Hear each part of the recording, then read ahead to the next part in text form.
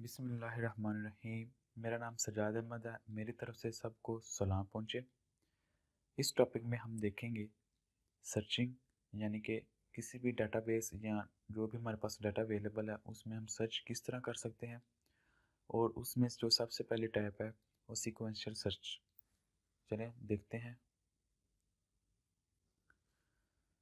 Searching इन array, यानी कि अगर हमारे पास एक अरे है, जो हमने पहले डाटा देखा, अरे एक डाटा टाइप है जिसमें हम एक तरह का डाटा स्टोर करने के लिए इस्तेमाल किया जाता है, जिसमें हम एक तरह का डाटा स्टोर कर सकते हैं, मसलन इंटीजर टाइप का या स्ट्रिंग टाइप का या फ्लो टाइप का। अरे के अंदर अगर हमने फ़र्ज़ करें 100 या 1000 या 1 लाख डाटा भरा हुआ है एक तरतीब में या अनतरतीब, तो उनमें से किसी एक स्पेसिफिक डाटा को हमने सर्च करना है। तो वो किस तरह होगा? सर्चिंग इन अरे। Searching is a process of finding the required data in the अरे। अरे के अंदर किसी रिक्वायर्ड डाटा को फाइंड करना क्या कहलाता है? Searching. Searching becomes more important when the length of the अरे इज़ वेरी लार्ज। जब बहुत ज़्यादा डाटा हो तो तब सर्च करना या सर्चिंग प्रोसेस बहुत अहमियत का हामिल बन जाता है। जो सबसे पहले उसमें टाइप है सीक्वेंशियल सर्च है। Sequential search is also called linear search, यानी कि इसको लीनियर सर्च भी कहते हैं और सीरियल सर्च भी कहते हैं। It is a simple way to search an array for a desire value, यानी कि कोई भी हमें डिज़ायर वैल्यूज़ को हमें सर्च करना है कि आया कि इस डाटा में मौजूद है या नहीं मौजूद, या मौजूद है तो किस इंडेक्स पर मौजूद है, या मौजूद है तो इस इंडेक्स पर इसकी वैल्यू क्या है। तो इसके लिए it allow the use following steps to search a value in array, यानी कि एक अरे के अंदर वैल्यू को सर्च करने के लिए 3 स्टेप कह रहे हैं कि ये फॉलो किए जाते हैं। पहला क्या है? Visit the first element of the array and compare its value with the required value, यानी कि अरे का जो पहला एलिमेंट होता है वो वहाँ कंट्रोल जाता है और उसकी वैल्यू जो हमें रिक्वायर्ड वैल्यू है, यानी कि यूज़र ने जो डाटा एंटर किया है, फर्ज करें कि 100 से लेके 1000 के दरमियान में वैल्यू स्टोर है अरे के अंदर। यूज़र हमें 555 एंटर करता है कि फाइंड करो ये इसमें अवेलेबल है या नहीं अवेलेबल। तो जो यूज़र डाटा एंटर करेगा सर्च करने के लिए वो हमारा रिक्वायर्ड डाटा होगा और उसको हम कंपेयर करेंगे अरे के पहले एलिमेंट से, फिर उसके बाद अरे के दूसरे एलिमेंट से, उसके बाद तीसरे एलिमेंट से, उसके बाद चौथे एलिमेंट से। फॉर एग्जांपल ये अगर अरे दी गई है, ये अगर अरे दी गई है तो हमें कोई डाटा रिक्वायर्ड है वो 2, यानी कि 2 को हमने सर्च करना है कि आया कि इसके अंदर मौजूद है या नहीं मौजूद। तो इसका प्रोसेस क्या होगा? ये पहले 2 पहले इंडेक्स से कंपेयर होगा कि क्या इसके बराबर है, अगर नहीं तो फिर अगले इंडेक्स से कंपेयर होगा क्या इस ये दोनों वैल्यू बराबर है, नहीं, फिर तीसरे इंडेक्स से कंपेयर होगा क्या ये वैल्यू बराबर है या नहीं। फिर इस तरह करते करते ये पूरी अरे, मसलन अगर 1 लाख की अरे है तो फिर एक वैल्यू को फाइंड करने के लिए 1 लाख दफ़ा उसको कंपैरिजन करने पड़ेंगे। तो ये प्रोसेस है इसमें लीनियर सर्च में या सीरियल सर्च में। Visit the first element of the array and compare its value of the required, यानी कि पहला जो एलिमेंट है अरे का वहाँ विजिट करता है कंट्रोल और उसको जो रिक्वायर्ड वैल्यू उसके आपस में कंपेयर करवाता है कि क्या ये दोनों ठीक है, बराबर हैं। अगर तो बराबर है तो वो कह देगा भाई डाटा मिल गया है, इस तरह का डाटा अवेलेबल है। इफ़ द वैल्यू ऑफ अरे match with the desire value, अगर तो ये वैल्यू फर्ज करें तो 2 होती तो ये दोनों मैच कर जाते तो फिर क्या होना था? The search is complete. तो सर्च कंप्लीट हो, असल में सर्च इस तरह सर्च किया जाता है कि क्या ये चीज़ या रोल नंबर या ये मार्क्स या ये टेलीफोन या मोबाइल नंबर ऑलरेडी पहले मौजूद है या नहीं मौजूद, यानी कि फाइंड करना, सर्च करना। तो अगर तो जहाँ, यानी कि जिधर भी जिस इंडेक्स पे भी कोई रिक्वायर्ड वैल्यू मिल गई उसी वक्त सर्च का प्रोसेस कंप्लीट हो जाएगा। आगे क्या है? अगर रिक्वायर्ड वैल्यू नहीं मिलती, if the value of the array does not match move to the next element and repeat the same process. तो अगर इसको यहाँ वैल्यू नहीं मिलती तो वो क्या कहता है? अगले पे चला जाएगा। अगर अगले पे भी मिलती तो फिर अगले पे चला जाए। तो क्या करेगा? ये प्रोसेस रिपीट करता रहेगा। कब तक? जब तक अरे ख़त्म नहीं होती। अगर यहाँ भी नहीं मिलता है तो अगले पे, अगर यहाँ भी नहीं मिलता तो अगले पे। हाँ, अगर इसको यहाँ मिल जाता है तो इसकी प्रोसेस कंप्लीट हो जाएगा। तो वो कह दे, अगर आगे हम मैसेज बॉक्स शो करवा दें कि yes your required data is available in this अरे। अगर नहीं मिलेगा तो एंड पे ये डाटा शो करवा देंगे या मैसेज बॉक्स शो करवा देंगे कि your required data is not available in this array. Process कैसे होगा? Loops are frequently use to visit the element of the array for searching a value. तो इसके लिए यानी कि एक एक करके सारे इंडेक्स को सर्च करना, उसके लिए हम लूप इस्तेमाल करते हैं। लूप इसीलिए इस्तेमाल करते हैं कोई एक काम हमने बार बार रिपीट करवाना है। You can start the counter variable of loop from 0 to move it from the last index of the array, यानी कि वही जो 0 से शुरू करेंगे और उसके लास्ट इंडेक्स तक हम जाएंगे, इसको लूप के थ्रू हम ले जाएंगे। For example, if the array to be searched has 10 elements, you will be start counter variable from 0 to move to 9, यानी कि अगर 10 एलिमेंट हैं एक array के अंदर तो ज़ाहिर सी बात है हम वो 0 से 9 तक उसकी लूप चला देंगे, क्योंकि पहला इंडेक्स जो होता है वो हमेशा 0 होता है, 1 2 3 इस तरह वो चलते हैं, पहले 0 होता है, तो इसलिए हम पहले 0 से चलाएंगे। अगर पहला इंडेक्स 1 होगा तो हम लूप को भी 1 से स्टार्ट कराएंगे।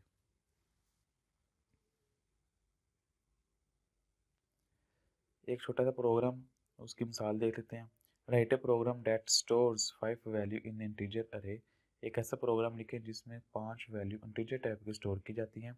It gets number from the user and find it in the array using the sequential search. It gets a number, एक नंबर हासिल करता है या लेता है यूजर से, एंड फाइंड इन अरे यूजिंग द सीक्वेंस सर्च, और उसको सर्च किए फाइंड किया जाता है, यानी कि एक नंबर लिया जाएगा, पहले नंबर 5 नंबर लिए जाएंगे, फिर एक नंबर लिया जाएगा जो कि ये सर्च किया जाएगा कि आया कि जो पहले 5 नंबर एंटर किए हैं उनमें से ये जो फाइंड करने के लिए नंबर एंटर किया गया है या नहीं है। तो उसके लिए हमने लूप स्टार्ट किया जाए। आपको पता है कि हर दफ़ा ऐसे होता है कि बटन लगाया, बटन की कोडिंग वाली जो विंडो है वो ओपन हो जाएगी डबल क्लिक करने पे। तो सबसे पहले क्या किया, डिम नम 5 एज इंटीजर, यानी कि 5 नंबर की एक अरे डिक्लेयर हो जाएगी। डी एज इंटीजर और id as integer. id as a index के तौर पर ये इस्तेमाल होगा, तो इंडेक्स को हमने पहले वैल्यू साइन कर दी -1, क्योंकि जो अरे होती है वो 0 से शुरू होती है, तो 0 से पहले हमने उसको -1 साइन कर दिया। जैसे भी लूप चलेगी वो 1 हो जाएगी, तो उसके अंदर 0 आ जाएगा।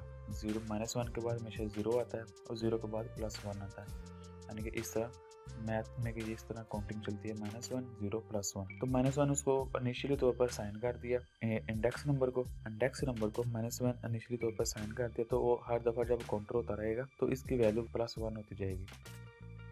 तो उसके बाद एक नंबर इसने वैल्यू खुद ही रहा दिया, यानी कि यूज़र से नहीं ली बल्कि इसको हार्ड कोड में उसने दे दी है, लूप के थ्रू नहीं ली बल्कि मैनुअली एक एक करके उसने वैल्यू ली है कि जो अरे डिक्लेयर की है हमने NUM के नाम से, जो अरे हमने डिक्लेयर की है NUM के नाम से, उसके 0 इंडेक्स के ऊपर क्या रखा दो 10, और उसके 1 इंडेक्स के पे क्या रखा दो 20, उसके 2 इंडेक्स पे 30, उसके 3 इंडेक्स पे 40 और उसके 4th इंडेक्स पे 50। तो यानी कि इस तरह अगर कोई अरे है 5 नंबर की,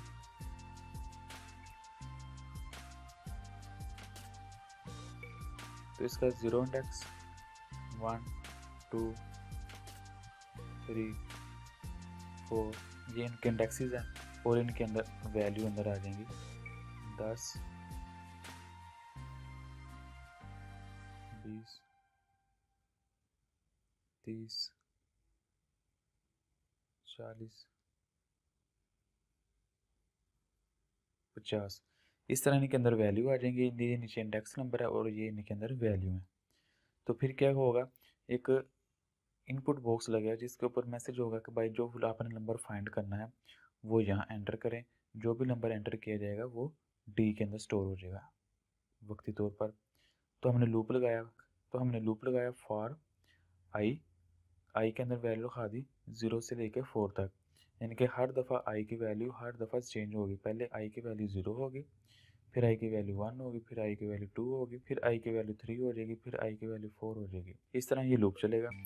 इफ़ नम आई की पहले वैल्यू होगी 0, इधर आ जाएगा 0। If num 0 is equal to d में क्या है जो यूज़र ने एंटर किया है। फर्ज करें यूज़र ने एंटर किया है 40, तो इधर पहले कंपेयर होगा नम 0 पे क्या है 10, ये दोनों बराबर हैं, 10 40 के बराबर है नहीं, तो फिर क्या होगा, इफ़ वाली कंडीशन नहीं चलेगी तो ये इफ़ से बाहर आ जाएगा। फिर आगे लूप चलेगा। अब आई की वैल्यू 1 हो गई, फिर नम 1 इसको तो डी, नम 1 में क्या है 20 और डी में क्या है 40, क्या ये दोनों बराबर हैं नहीं, तो इफ़ के ब्लॉक में नहीं जाएगा, वो इफ़ के ब्लॉक से बाहर आ जाएगा। फिर आई की वैल्यू 2 हो जाएगी। फिर वो चेक करेगा num 2 में क्या है 30 बराबर हैं, डी में क्या है 40 दोनों बराबर हैं, नहीं। फिर इफ़ के लूप से बाहर आ जाएगा, इफ़ के लूप के अंदर नहीं जाएगा। फिर जाके आई की वैल्यू 3 हो जाएगी और num 3 = 40 और डी में क्या है 40, तो ये दोनों बराबर हो जाएंगे। तो फिर ये इफ़ वाले ब्लॉक के अंदर आ जाएगा। इसमें क्या करेगा, जो आई की वैल्यू क्या है, इधर आई की वैल्यू 3 है, तो वो क्या करेगा, वो आईडी को दे देगा, यानी कि इंडेक्स नंबर जो हमने डिक्लेयर किया ऊपर उसको दे देगा। जो इधर -1 है उधर इसको 3 कर देगा, तो ये लूप ख़त्म हो जाएगा। फिर आगे क्या है, इफ़ इंडेक्स = -1, यानी कि ये अब चेक करेगा इंडेक्स की वैल्यू। पहले तो इंडेक्स की वैल्यू हमने -1 रखी, लेकिन ये चेंज कब होगा, जब कोई वैल्यू उसको फाइंड हो जाएगी इधर इफ़ वाले लूप में, तो उसकी वैल्यू चेंज हो जाएगी। जैसा कि हमने फ़र्ज़ किया इधर 40 है, तो 40 वो उसके 3 नंबर जाके कंपेयर करने से 40 आ गया था, तो अब उसकी वैल्यू चेंज हो गया। तो कह रहा है कि अगर उसकी वैल्यू चेंज नहीं हुई, अगर इसकी वैल्यू चेंज नहीं हुई इसका मतलब है कोई नंबर फाइंड नहीं हुआ। तो कह रहा है कि इफ़ इंडेक्स नंबर यानी कि ID = -1, ये जो है अगर ये -1 की -1 ही रही है, कोई चेंजिंग नहीं आई, तो वैल्यू नॉट फाउंड, यानी कि ये मैसेज बॉक्स शो करवा दो वैल्यू नहीं मिली। एल्स अगर तो ये -1 नहीं है तो फिर कोई ना कोई वैल्यू होगी, या उधर 0 होगा या 1 होगा या 2 होगा या 3 होगा या 4 होगा। तो फिर मैसेज बॉक्स करा दो वैल्यू इज़ एट इंडेक्स, ये एज इट शो हो जाएगा, और कनकैटिनेट करके इंडेक्स की वैल्यू जो आई है, जो उसको न्यू वैल्यू साइन होगी। जैसे इस प्रोग्राम में न्यू वैल्यूज़ को 3 मिली थी, आई को न्यू वैल्यू 3 मिली थी, तो इसको ये शो करा देगा कि इस इंडेक्स के ऊपर आपकी वैल्यू मौजूद है। Run the product click and. तो इस तरह अगर हमने कोई पहले ऐसा नंबर एंटर किया जो इसके अंदर मौजूद नहीं है, तो ये मैसेज होगा वैल्यू नॉट फाउंड। अगर हमने इसके बाद 20 एंटर किया है तो हमें ये मैसेज शो करा देगा कि your value is at index 1, यानी कि इस इंडेक्स के ऊपर आपकी वैल्यू मौजूद है।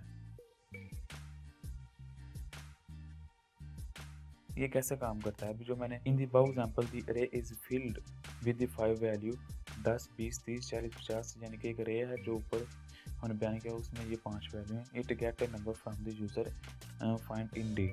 यही है कि हमने ये पहले 5 वैल्यूज़ के अंदर उसने रखी हुई हैं, ये वाली 10, 20, 30, 40, 50, और कह रहा है कि यूज़र से एक नंबर लिया वो हमने डी के अंदर स्टोर करा दिया।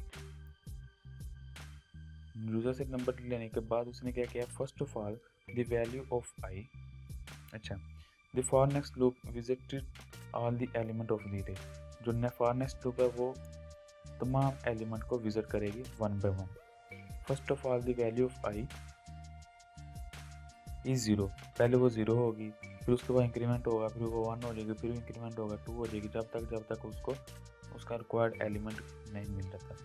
तो इस तरह ये इन्होंने इंग्लिश में लिखा हुआ, आप इसको पढ़ सकते हैं। तो अगर उसको वैल्यू मिल जाती है तो process is repeated until the value is found या लूप टर्मिनेट, या वैल्यू फाउंड हो जाएगी या लूप टर्मिनेट हो जाएगी।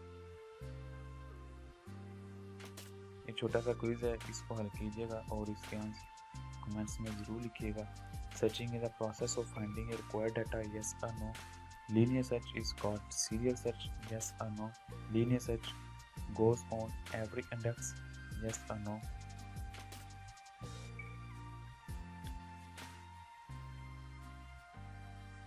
थैंक यू फॉर वॉचिंग, अल्लाह हाफिज़।